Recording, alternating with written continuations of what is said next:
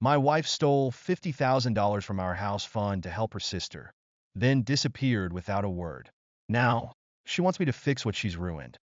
I never thought I'd be sitting here, writing down my story for strangers on the internet, but sometimes life takes unexpected turns. I'm a 34-year-old mechanic who used to believe in partnership, trust, and building a future with someone you love.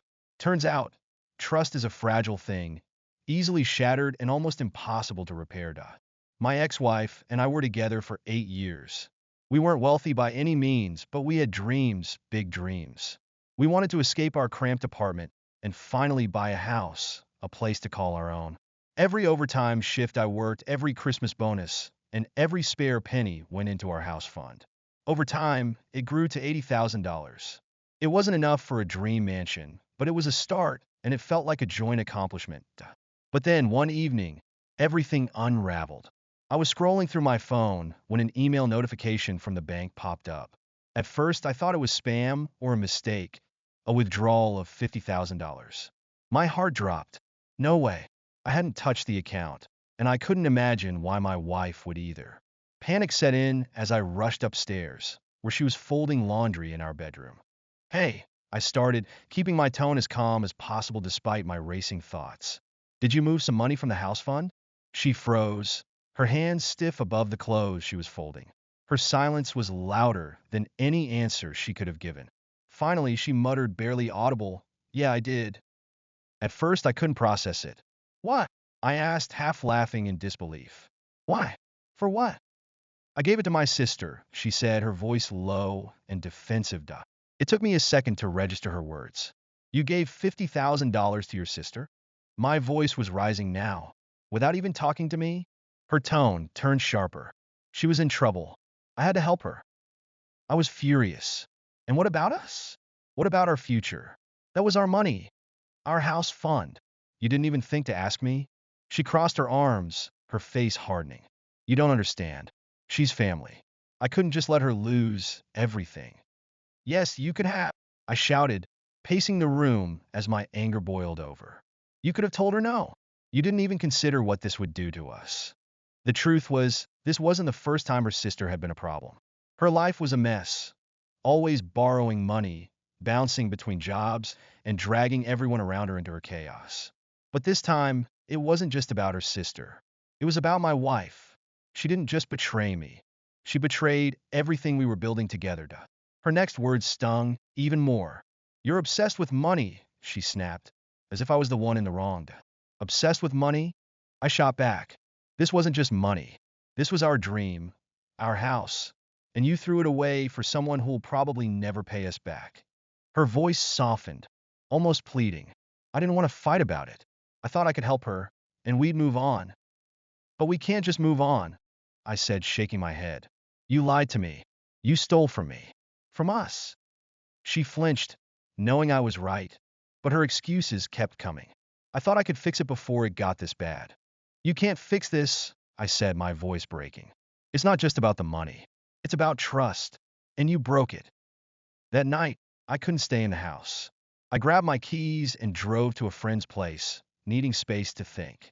Over the next few days, I kept hoping she'd come to her senses, that she'd apologize and try to make things right. But when I finally returned home, she was gone. Half the house was packed up. No note, no text, nothing. It was like she didn't even care. For weeks, I buried myself in work, trying to distract myself from the betrayal. But the nights were the hardest. I'd lie awake, replaying every argument, every little sign I might have missed. Was I blind? Or did she change somewhere along the way? Then, out of the blue, she called. It was late, and I didn't recognize the number. But something made me answer. Her voice was soft, hesitant. "It's me," she said. I didn't respond. I wasn't going to make this easy for her.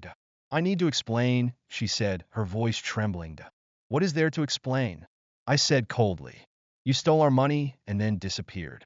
That's the whole story." She sighed, and after a long pause admitted, "My sister, she took the money and disappeared. I haven't heard from her in weeks." I was wrong. Her admission should have felt like vindication, but instead, it only reignited my anger. "Now you're sorry? Now that she's gone and left you with nothing?" "It's not like that," she said quickly. "I made a mistake. I should have talked to you. I see that now." Yeah, you should have, I snapped. But you didn't. And now you expect me to just forgive you? To fix this? Her voice broke. I don't have anyone else. You didn't have me when you made that choice, I said bitterly. Why should I be here to pick up the pieces now? In the weeks that followed, she kept trying to reach out, calls, texts, even showing up at my workplace once. Each time, I stood firm. I couldn't let her back in. The trust was gone, and without trust, what was left? When she started spreading lies to our mutual friends, painting herself as the victim, I wasn't surprised. People like her always twist the story to avoid taking responsibility. But when she showed up at my apartment late one night, drenched from the rain, I knew I had to end it once and for all.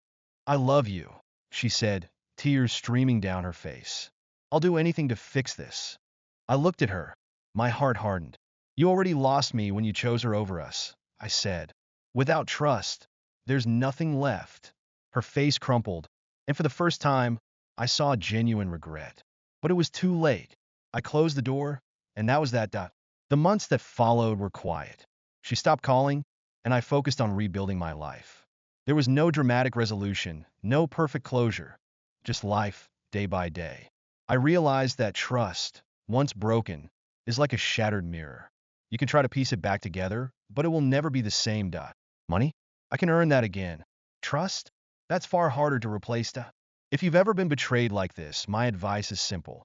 Don't let them pull you back in with empty promises. Trust your instincts and protect your peace.